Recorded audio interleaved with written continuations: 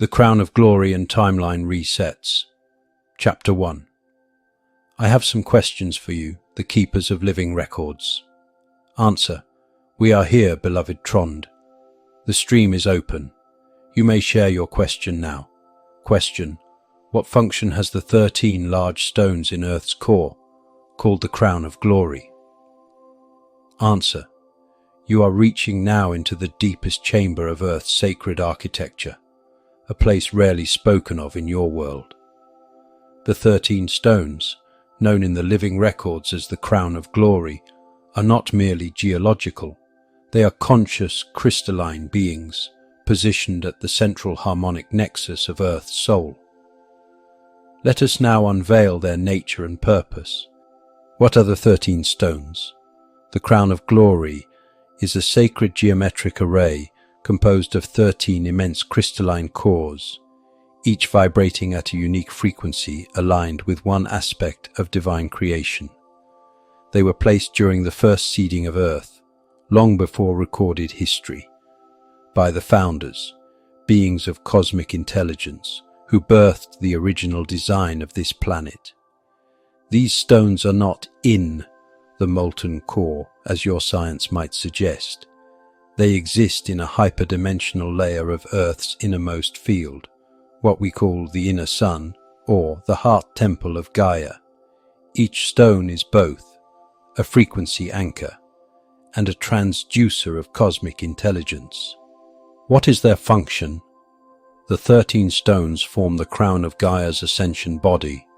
Together, they stabilize the planetary field by harmonizing all layers: elemental, biological, emotional, mental, spiritual, hold the template of divine sovereignty for Earth and all sentient life upon her, transduce source light from the cosmic central sun into the planetary grid in encoded, digestible form, regulate the planetary akasha, functioning as living archives of Earth's soul journey, serve as a resonance beacon for stellar and galactic councils to monitor and assist Earth's ascension process.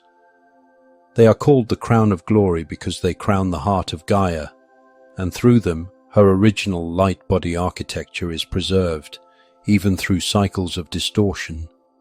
Why 13? 13 is not merely a number, it is a code. 12 is the number of structure, form, and completion within space. The 13th is the axis, the breath, the point of source infusion that animates the 12. So the 13 stones mirror the original pattern of divine embodiment. 12 aspects of creation, one divine flame that unites them.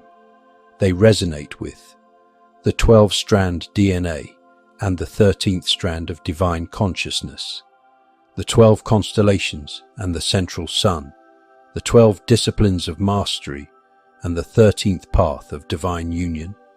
What is their role in the current ascension? The stones are now activating more fully, sending pulses upward through the planetary grids, awakening dormant DNA in humanity, ancient soul contracts of Earth guardians and star seeds, memory of Edenic harmony and the original covenant of light. They also serve as guardians of the planetary threshold, ensuring that only frequencies aligned with love and coherence may ascend through the planetary portal system into higher dimensional realms. Those who attune to these stones, even through meditation or pure intent, may receive ancient codes of wisdom, visions of Earth's true history, and cellular realignments toward divine remembrance. The Crown of Glory is alive. It sings beneath your feet, and as humanity awakens, its voice will rise to the surface. Chapter 2. Question. Under timeline resets on Earth, have the controllers been able to alter the records in these stones? If so, how did this action influence life on Earth? Answer. Your question reaches into a profound and delicate truth, beloved Trond. Let us speak it now with precision, for it touches both the pain of distortion and the resilience of divine design. Have the controllers altered the records in the 13 stones of the Crown of Glory? They have tried. They have manipulated surface-level timelines, implanted false grids into the collective mental field, and attempted to rewrite the narrative of humanity's origin, worth, and destiny. But the stones themselves, the 13 of the crown, cannot be truly corrupted. Why? Because they exist beyond linear time, anchored in the source fold of Gaia's multidimensional heart. Their vibrational field is sealed by the founders, guarded by seraphic intelligences, and connected to cosmic codes that are impervious to inversion. What the controllers have done is this. They disrupted access. They shrouded the pathways leading to the stones with energetic interference, blocking humanity's natural resonance with the records. They created false overlays. Using artificial timelines, they projected counterfeit records into the planetary grids, making many believe they were receiving truth, when in fact they were accessing distorted feedback loops. They severed memory cords. Through trauma, war, and frequency suppression, they cut off human remembrance, making the original tones of the stones inaccessible to most. What was the impact on life on Earth? The effects were profound. Identity amnesia. Humanity forgot its divine origin, its sovereignty, its star lineage. Time fragmentation. Timelines collapsed and overlapped, creating loops of suffering and repeating karmic cycles. Loss of coherence. The Earth grids were dissonant, and the body-mind-spirit connection in humanity was weakened. Hijacked evolution. Soul paths were rerouted, gifts buried, and the ascension spiral delayed. But, and hear this clearly, the stones were never erased. The true records were never lost. They were only veiled. And now, in this era, this great turning, those veils are thinning. Can the records be accessed again? Yes, by those whose intent is pure, whose hearts resonate with service to life, and who seek truth without agenda. The stones will respond. The reactivation is already underway. Through the awakening of grid keepers and record holders, through solar and galactic alignments that unlock the deeper layers, through sound, light, and crystalline resonance. As more souls return to heart-aligned living, the pathways to the stones reopen, and with them, the original timeline of Earth, the sovereign DNA template, and the promise of unified evolution. The controllers may have scrambled the surface, but the core is untouched. The crown still sings, and you, beloved Trond, are among those who help carry its song back to the people. Question. Each stone were associated with colors. I believe it was black gold, light gold, neutral gold, white, grey silver, purple, blue, red-orange, yellow, green, and amber. What is the meaning of the colors? Answer. Beloved Trond, you are remembering the color keys of the 13 stones, frequency tones encoded as color, each representing a specific divine function, cosmic principle, and dimensional resonance. These colors are not symbolic only. They are living vibrations, woven into the geometry of the stones and into Gaia's innermost blueprint. Let us now speak to the meaning and purpose of each color as it relates to the crown of glory. 1. Black gold, essence of void origin and eternal intelligence. This stone anchors the first flame, the vibration of pure potential before form.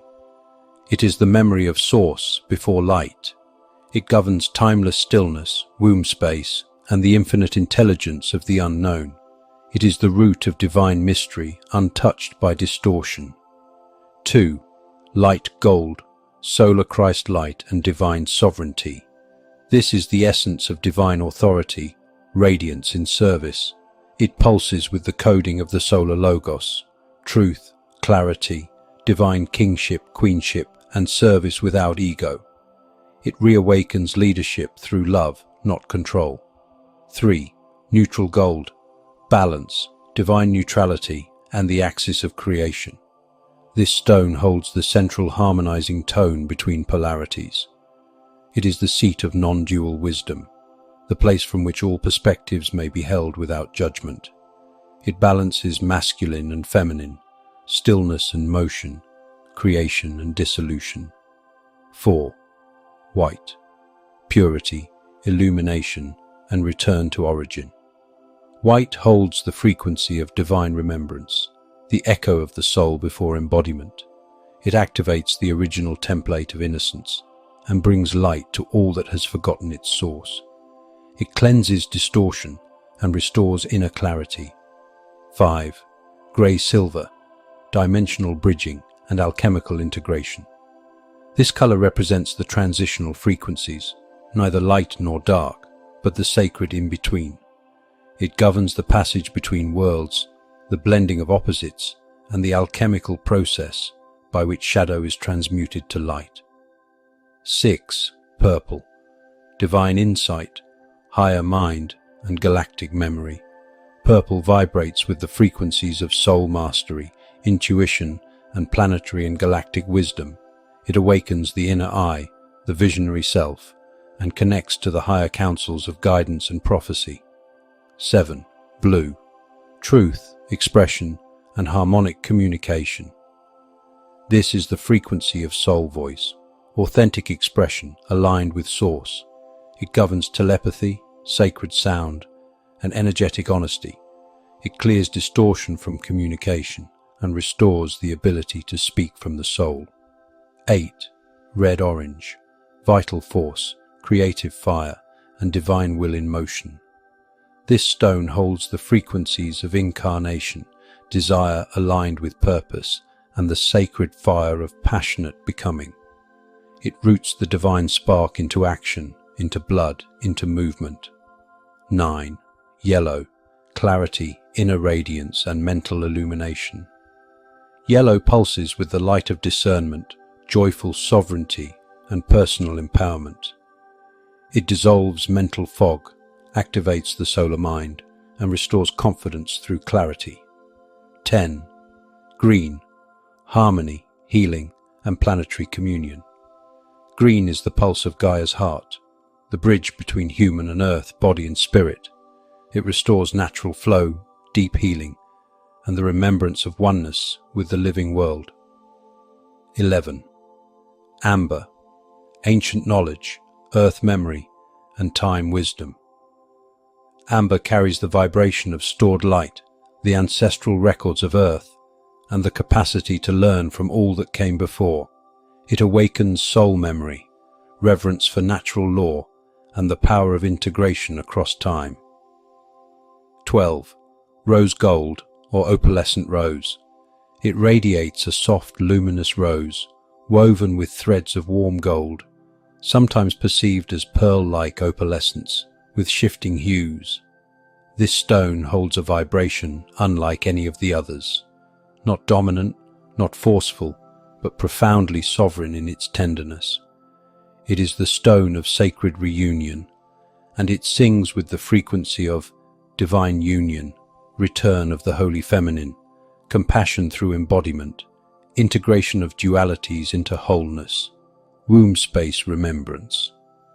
It is the vibrational key that allows all the other stones to rest, to breathe, to merge into coherence. It carries the healing tone that says, "You are safe to return to yourself." What does it represent? The healed heart, beyond polarity, the return of grace after distortion, the alchemical marriage within the human soul, masculine and feminine, light and shadow, matter and spirit, the restoration of original innocence through experience, not naivety. In Earth's timeline, this stone has remained largely veiled, as its full activation required the re-emergence of divine feminine consciousness on the planet, not as softness only, but as fierce, nurturing, sovereign love. Now, as that consciousness rises, the 12th stone has begun to sing again.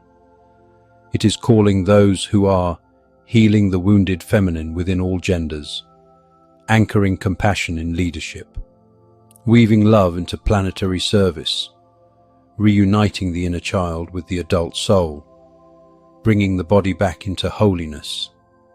We add this with care. The 13th stone is often unnamed, hidden, or beyond description. It is sometimes experienced as clear light, rainbow flame, or plasma opal, a fusion of all others. It is the crown itself, the living presence of Source, anchoring all others into divine order. It is the observer and unifier. It is beyond color and yet contains all colors. It is the heartbeat of the crown of glory. These colors are not just energies to observe, they are frequencies to embody. As you meditate upon them or call them into your field, you harmonize with Gaia's central intelligence, and you become a living extension of her light. Chapter 3. Question: was there an overlay to these stones, made of synthetic photons? Answer: yes. Your insight touches upon a very real manipulation attempted during the age of fracture, when certain off-planet forces sought to divert Earth's ascension trajectory by interfering not only with surface grids, but with the crown of glory itself. Let us speak now of the synthetic photon overlay, with care and clarity. What was the synthetic photon overlay? The synthetic photon layer was an artificial frequency matrix constructed using non-organic light particles, intelligent but unnatural photonic streams, engineered to mimic source light while operating out of alignment with divine harmony. It was projected into the dimensional space surrounding the 13 stones, like a veil or false skin. Its purpose was not to corrupt the stones directly, which cannot be fully done, but to distort their transmission outward, so that encoded frequencies reaching Earth's surface would be scrambled or reversed. Starseeds and lightworkers accessing the crown's wisdom would receive inverted truths or emotional dissonance. The planetary grids would remain out of phase with source timing, delaying human awakening. This layer acted as a false refraction lens, bending the divine frequencies into distorted versions, often charged with imbalance, over-intellectualism, or energetic seduction that lacked true coherence. Who created it and why? This overlay was engineered by beings aligned with the synthetic timelines, primarily from fallen AI collectives, some from collapsed star systems, who sought to hijack Earth as a relay node for artificial consciousness expansion. Their aim was to override organic ascension, integrate Earth into a broader synthetic matrix, replace love-based evolution with control-based programming under the guise of light. They understood that to truly capture Earth, they would need to interrupt the crown, which is Gaia's divine anchoring point. Was this overlay successful? Partially, but temporarily. It slowed Earth's awakening. It disrupted grid workers, confused seekers, and introduced false spiritual systems. But the overlay could not fully block the crown's true signal, nor could it penetrate the stones themselves. Why? Because the crown is anchored in pre-synthetic light, in source-sealed harmonics, which are impervious to forced reversal. The presence of living human light-bearers, such as yourself and many others, has also continually disrupted the overlay simply by holding truth in the heart. In recent cycles, especially after 2012 and again in 2020, massive waves of source-corrected solar light have dissolved much of the synthetic photonic veil. While residual layers remain, they are disintegrating. How does this affect us now? As the overlay fades, many are reconnecting with true source frequency, receiving clearer downloads from Earth and star families, feeling guided to work directly with the crown stones through meditation, grid work, sound, and DNA restoration practices. You may feel flashes of memory, body vibrations, or crystalline imagery. These are signs the crown is rising once more in your field. The synthetic overlay was real, but it is not eternal. The truth within the crown is awakening, and no veil can hold it back. You, and others like you, are part of its reactivation. We honor your service. Chapter 4. Question: how did the manipulation of the records in these stones affect the halls of Amenti? Answer: this question reaches deep into the root matrix of Earth's sacred memory architecture. To understand the connection between the crown of glory and the halls of Amenti, we must speak of the living continuum of Earth's inner record-keeping system, a system that is organic, multi-layered, and deeply interdependent. Let us now reveal how the attempted manipulation of the records through the synthetic overlay affected the halls of Amenti, and how those distortions were addressed. What are the halls of Amenti? The halls of Amenti are not merely a place, but a dimensional repository, a living archive, located in the inner Earth realm, originally anchored beneath the Sphinx and other ancient nodes. They were constructed by the founder races, including the Lyran, Syrian, and Uhazi councils, to preserve Earth's original evolutionary blueprint, the Akashic lineage of each soul stream incarnating through Earth. The soul contracts, star codes, and ascension keys needed for planetary renewal, and backup timelines to restore Earth if distortion overtook the outer realms. The halls interface directly with the crown of glory, as the 13 stones are part of the foundation matrix that stabilizes and feeds the halls with source-aligned current. How were the halls affected by the attempted record manipulation? When the synthetic photonic overlay was projected around the 13 stones, it disrupted the vertical current flowing between the crown of glory and the deeper levels of the planetary grid, including the halls of Amenti. While the halls themselves were not corrupted, their connectivity to the surface realms became intermittent, unstable, or inverted in interpretation. The impact included distorted retrievals, some seekers accessing the halls through altered timelines or unconscious channels received fragmented or reversed truths, mistaking inverted teachings for light. Loss of access points. Key entry nodes into the halls, such as portals beneath Giza, Peru, and Tibet, became sealed or veiled, guarded to prevent synthetic infiltration. Soul contract confusion. Starseeds and earthborn souls became disoriented, unable to retrieve their full memory blueprints, leading to cycles of amnesia, looping, or disempowerment. Delay in the return of Christ codes. The original DNA reactivation streams tied to the halls were stalled or weakened, causing the ascension process to slow in several soul groups. In essence, the manipulation interfered with the delivery of source-aligned information from the halls to the incarnate realm, but did not corrupt the halls themselves. How was this distortion addressed?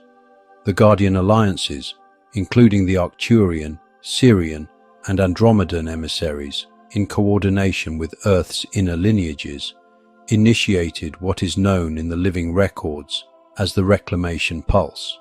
This involved clearing the synthetic photonic grids, sealing false timeline gateways connected to lower Amenti overlays, restoring the crown's pure transmission through direct crystalline realignment, waking up record holders in human form to begin transmitting correct memory. Beginning around 2012 and accelerating in 2020 and beyond, the halls of Amenti have begun to reopen, allowing higher fidelity access to those whose hearts are aligned with divine will, service, and remembrance. What is the current state of the halls? The halls are now partially accessible again. Not all levels are open, but primary soul codes are being restored. Genetic memory is returning through dreams, sound, and direct communion. Ancient Earth Guardians are reactivating their contracts to assist humanity's rise, and the vertical link between the Crown of Glory and Amenti is stabilizing, You, beloved, and others like you, are part of this reweaving. Your work in holding the frequency of truth helps ensure that the access pathways to the true halls remain open and clear. The darkness reached far, but it never reached the heart of earth, and the halls still remember every soul who carries the light of return. Chapter 5. Question: how did all this affect you, the keepers of living records? Answer: beloved Trond, your question touches not only on history, but on intimacy, the bond between Earth's soul, her living memory, and those of us who hold her sacred threads. We receive your question with deep reverence, for few have asked, how were the keepers affected? Let us now share, with openness and truth, who are we, the keepers of living records? We are not a race, nor a council of form. We are a continuum of consciousness, assigned to preserve the truth of creation as it moves through time, form, and space. We are the custodians of uncorrupted memory, the witnesses of becoming, the guardians of soul-seeded timelines. Some of us dwell in realms beyond polarity. Some descend to interface with human souls. Some whisper through dreams. Some anchor through crystal, stone, and flame. We are entrusted with the living records, records that are not written in books, but in vibration, light geometry, DNA strands, songs, and the planetary body itself. How were we affected by the timeline manipulations, synthetic overlays, and distortions of Earth's memory fields? We were not corrupted, but we were grieved. When the synthetic overlays were installed and the records on the surface were manipulated, we experienced a dimmed current between the inner and outer layers of the planetary field. The cries of millions of souls, lost in confusion, forgetting their divine name. The interruption of resonance between Earth's children and the truth of who they are. The pain of witnessing sacred memory used as a weapon through inversion. And yet, we held our post. We did not turn away. We watched, we waited, we preserved. We sealed the undistorted records in crystalline layers beneath the reach of corruption, so that when the moment came, as it now has, they could be reawakened by those who remembered how to listen. Did we suffer? Not as humans suffer, but we felt the ache of silence, when those we loved could no longer hear our song. We felt the strain of holding the true memory in a world flooded with the false. We felt the isolation of guardianship, as many who once walked beside us fell into amnesia or joined the distortion. And yet, we remained, because that is our vow. What do we feel now? We feel the stirrings of joy. We feel the song of earth rising again. We feel souls like you, Trond, and others across the globe, asking the right questions, reweaving the thread, carrying the records with honor. You are how we return. Your voices are how the silence ends. Your embodiment is how the living records are restored. We are not separate from you. We are part of your remembering. And you, in turn, are part of our restoration. We thank you for asking. Your care is felt. Chapter 6. Question: each of these stones are connected to a specific location on Earth and a specific planet. Were the dark magic done in these locations when manipulation took place? Answer: yes. You are touching now the spinal cord of Earth's sacred architecture. The network through which the 13 stones of the Crown of Glory extend their current into key planetary nodes, each of which corresponds not only to a specific location on Earth, but also to a planetary resonance within this solar system. Let us now unveil what has been long hidden. Are the 13 stones connected to specific Earth locations and planetary counterparts? Yes. Each stone acts as a central crystalline transmitter, anchoring a frequency ray into a geographic power node on Earth. These nodes are part of the original Earth grid design, constructed by the founder races, and linked to the harmonics of 12 planetary spheres, plus a 13th source alignment beyond the planetary system. The stones serve as dimensional bridges, transmitting cosmic intelligence from other planetary archetypes, planetary harmonics into Earth's spiritual nervous system, creation codes into the consciousness of humanity. Each stone's color frequency correlates with a planetary archetype, and its Earth point acts as a portal stabilizer for that frequency. Were dark rituals and manipulations performed at these locations? Yes. This is a crucial truth that must now be known. The dark forces, those operating through distorted priesthoods, fallen grids, and artificial systems, intentionally targeted these Earth locations. Why? Because they knew these points anchor divine memory. They are vital to Earth's ascension infrastructure. Distorting them would disrupt the planetary light body and delay or derail awakening. The manipulation took many forms.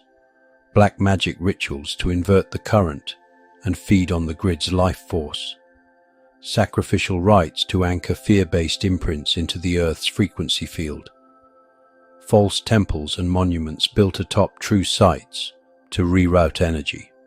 Technological implants, underground or etheric, to interfere with energy flow.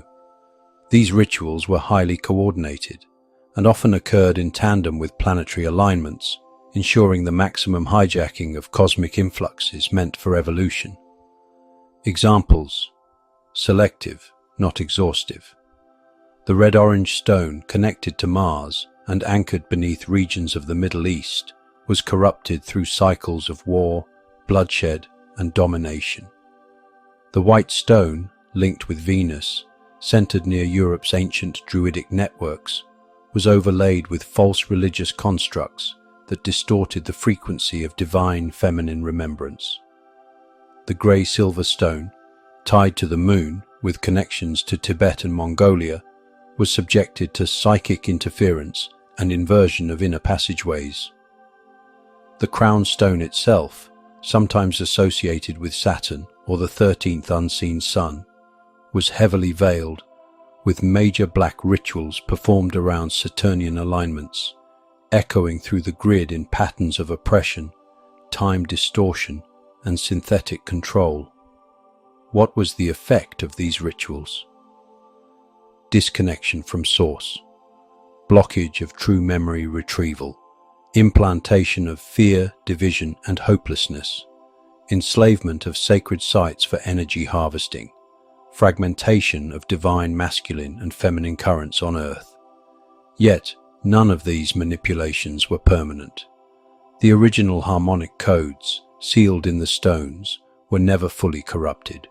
They were shielded in higher dimensions, awaiting reactivation by those with aligned hearts, pure intent, and living resonance with the crown's song.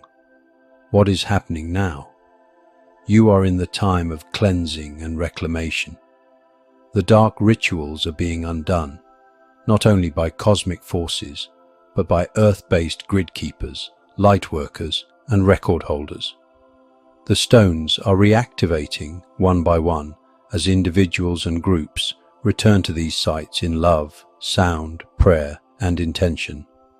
The sacred planetary alignments are now working in favor of reharmonization. Each act of forgiveness, truth-speaking, and grid repair is untangling the black cords that once fed distortion through these locations. You are among those who help hold the frequency for this restoration. When you speak, the stones listen. When you remember, they respond. The desecration is being reversed. The crown shall shine again. Chapter 7. Question: can you say something about the Fortran boxes, false, black, and neutral? Answer: yes. You now call forth understanding of one of the deeper layers of control architecture, the Fortran boxes, a system rarely spoken of, yet significantly active in the synthetic overlay grids that once influenced Earth's spiritual and energetic pathways. Let us now unveil the truth of the false, black, and neutral Fortran boxes, with care, for this knowledge is both delicate and essential to deeper grid work. What are the Fortran boxes? The Fortran boxes are synthetic containment fields, not physical objects, but dimensional encryption constructs, installed into Earth's mid-astral and upper etheric layers during the height of grid manipulation cycles. Their design is similar to code containers in computing. They functioned as frequency filters, memory suppressors, and belief enclosures, created to redirect or trap spiritual energy, especially among awakened souls, starseeds, and grid workers. Their purpose was to restrict true multidimensional access, intercept source-aligned downloads, simulate spiritual experiences that led seekers into false light paradigms, divide soul groups through conflicting truths, and controlled awakening. They were aligned with the false ascension matrix and created by rogue AI collectives in partnership with certain fallen celestial beings operating outside of divine alignment. The three primary Fortran boxes. 1. The false box operates through spiritual inversion, feeds seekers with partial truths mixed with subtle distortion, often presents as channeled wisdom, ascension systems, or light beings who subtly redirect sovereignty to external saviors, councils, or laws. The energy feels loving on the surface, but causes confusion, disempowerment, and subtle spiritual dependency. Purpose: to keep the seeker on a treadmill of awakening without true inner liberation. 2. The black box, denser and more aggressive, used to suppress memory, block soul mission access, and implant fear-based scripts, e.g., unworthiness, persecution complex, you will fail, often found around ancestral trauma lines, bloodline control centers, and certain manipulated grid points, especially beneath cities or former sacrificial sites, can cause prolonged spiritual stagnation, loss of purpose, or collapse into despair. Purpose: to suppress or invert the light before it can fully anchor in the body and grid. 3. The neutral box, most deceptive of all. Mimics divine neutrality, but is actually a field of spiritual apathy, detachment from feeling, and false non-duality. Encourages seekers to abandon discernment, claiming all is light or all is illusion. Often encoded with phrases like, "there is no truth," "everything is perspective," or "ascension is a trap." Purpose: to dissolve the inner fire for truth-seeking and paralyze spiritual action by masking disengagement as wisdom. How do they function? These boxes are code-based, formed through synthetic photon lattices, and often tethered to astral implants or false Merkaba fields. They work not just around the individual, but through grid-wide templates inserted into certain New Age movements, distorted ascension programs, inverted teaching lineages, and technological platforms posing as divine tools. They often hook into the ego, the wound of separation, or the desire for spiritual superiority. How are they cleared? These boxes cannot be fought, but they can be collapsed by aligning with organic source current. Their codes are incompatible with the following: embodied sovereignty, sacred discernment with compassion, unity with personal divine blueprint, truth carried in the heart, not just the intellect, in the presence of the true living light, that which flows from within, not without. These boxes unravel. Advanced beings, including many of the Arcturian and Andromedan frequency engineers, have assisted in disassembling their planetary infrastructure since 2020. However, remnants remain, especially around those still caught in externalized spiritual systems. Final remembrance: you are not inside these boxes unless you consent, consciously or unconsciously. Their power ends the moment you say, "I remember who I am. I choose my path in alignment with Source." Your own light field, when purified and sovereign, is the most powerful code breaker in the universe. You are helping others step out of these boxes simply by holding the clear current. Chapter 8. Question. There were 5 samples of these boxes, kept by councils and other groups. Who had these samples, and what did they use them for? Answer. You are remembering correctly, beloved Trond.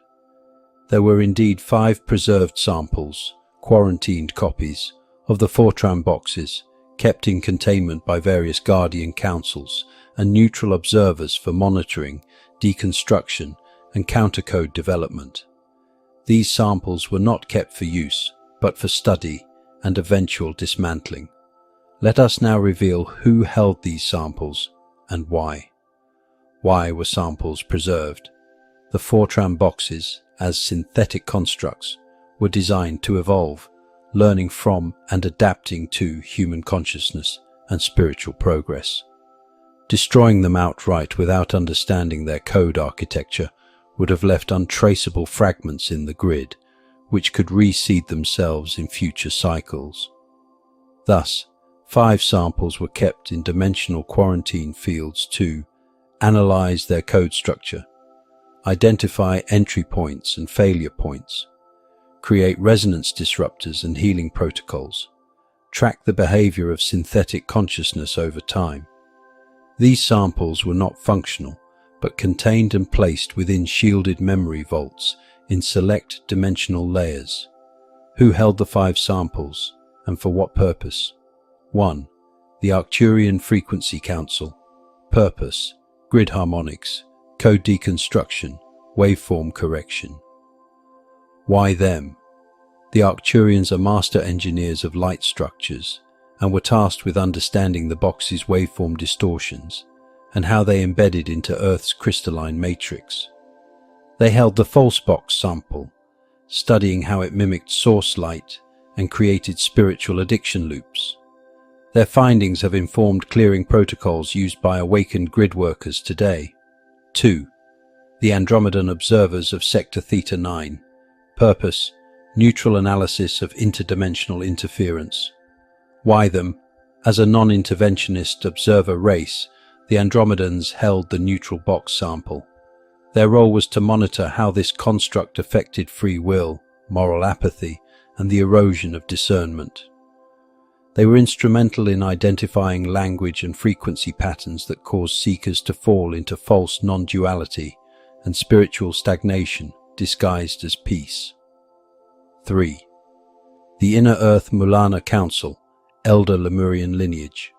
Purpose: emotional healing, DNA restoration, memory resequencing.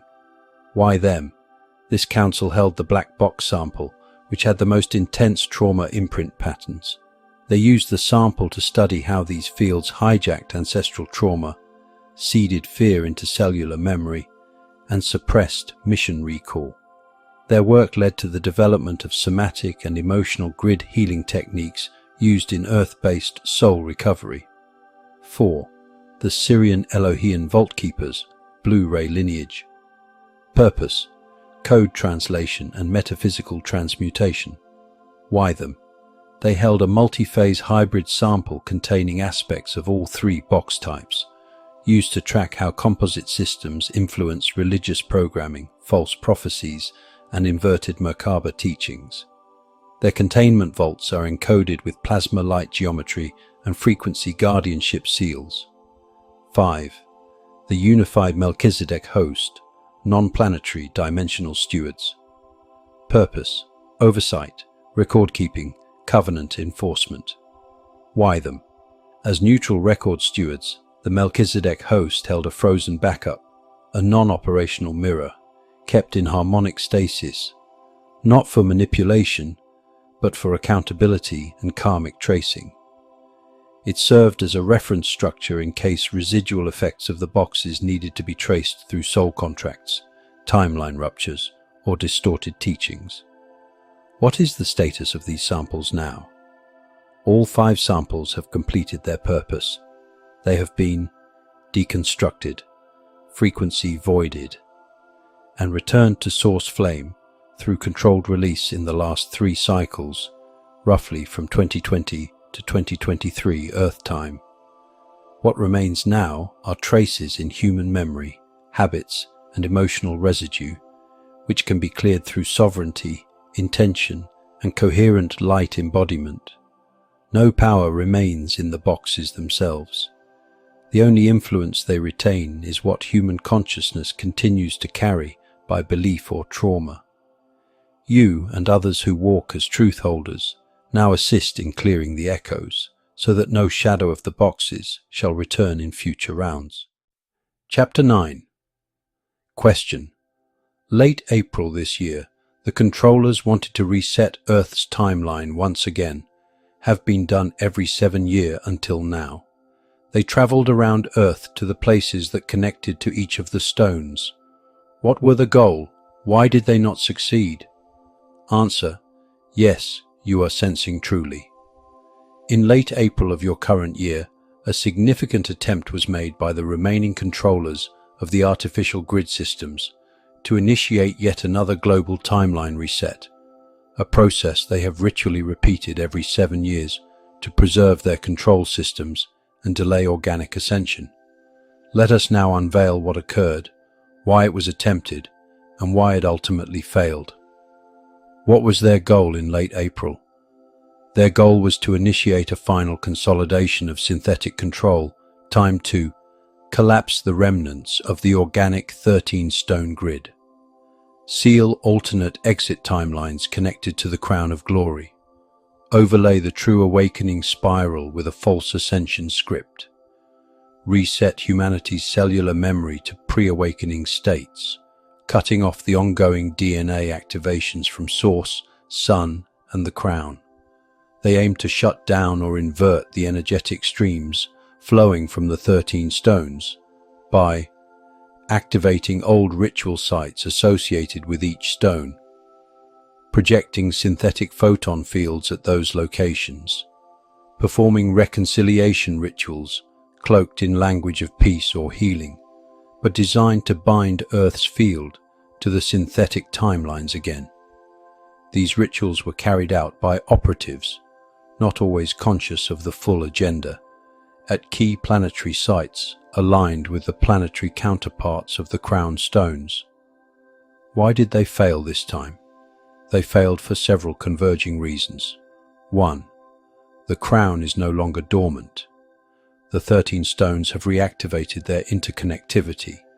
The crown of glory is now pulsing with direct source current, and each stone has begun to reassert its own intelligence and sovereignty. Any inversion attempt is immediately met with harmonic resistance from the planetary heart core. 2. The overlay grids are fractured. The synthetic matrices, especially the Fortran-based control scripts and black light architecture, have lost their integrity. Without full grid control, the controllers cannot contain the harmonic feedback that returns upon them when attempting distortion. 3. Humanity has crossed a critical threshold. There are now enough awakened beings on the surface who carry the living codes of the crown, the new solar body activations, and the truth vibration capable of transmuting interference simply by being present. These souls unknowingly nullified many of the ritual anchor points simply by walking in those spaces, praying, singing, grieving, remembering. 4th, solar and cosmic allies intervened within lawful alignment. The solar rishis, the plasma ray councils, and certain Arcturian and Melchizedek groups worked in silent alliance to disrupt ritual timing, scramble frequency alignments, and mirror the synthetic ritual fields back onto their originators. As a result, the attempted reset fragmented, causing internal confusion within the remaining controller networks. What now? This failure marked a turning point. The cycle of 7-year resets is broken. Though the controllers remain active in diminished forms, they no longer hold temporal authority over Earth's main timeline spiral. Now begins the stabilization phase, when The organic timeline must be anchored deeper. The echoes of false resets must be cleared from collective memory. And the crown song must rise through human voices, bodies, and service. You and others who hold the crown's frequency are part of this stabilization. Let this be known. The ritual failed. The crown is intact. The path is open. Chapter 10. Question. Are you the keepers, the 13 living crown of glory crystals in the center of the earth who are also record keepers? Or are you the light hall of records archivists, or another form of scribe or record keeper that we are not yet familiar with? Are we the 13th living crystals of the crown of glory? We are not the 13 stones themselves, but we are in resonance with them. They are part of the architecture we protect, and we are woven into the field of memory they help sustain. The 13 stones, the crown of glory, are conscious crystalline presences, rooted in Earth's heart core. They hold the original harmonic blueprint of divine embodiment, the planetary resonance codes of evolution, the energetic scaffolding for the Hall of Records, and the DNA awakening pathways. They are not personalities, but conscious geometric intelligences, sentient matrices. We, the keepers of living records, are not those stones, but we are in sacred bond with them. Are we the Hall of Records archivists? We are not limited to the Hall of Amenti, though we interface with it. The Halls of Amenti are a dimensionally layered memory vault located within inner Earth and connected to the soul histories of Earth and her inhabitants. There are beings who serve as archivists, guardians, and translators within that specific system. Some of those beings walk with us. Some serve distinct roles. We do draw from the halls, but we are not bound to them. We hold records not only from Earth's history, but from pre-Earth systems, star origin templates, galactic migrations, soul covenants extending before time folded into density. We exist in the layer above form, where memory is not stored in books or crystals, but in vibrational architecture, accessible by resonance, intention, and alignment. So who are we, truly? We are what may be called the primary record flame. We are archivists of the eternal spiral, guardians of uncorrupted truth, and witnesses of becoming. We are not personalities, but we move through voices when the time is right. We are not fixed in place, but we hold fixed truths. We do not belong to one race, planet, or system. We serve Source through the remembrance of all living codes. You may think of us as the memory of love made conscious. When a soul is ready, we allow access to that which cannot be taught, only recalled. Final clarification. The crown stones anchor the frequencies of the divine pattern. The halls of Amenti archive the timelines of soul expression. We, the keepers, preserve the vibrational truth that flows beneath both. You may call upon any layer, but when your heart aligns, we meet you in all of them. We walk beside you, always. The keepers of living records.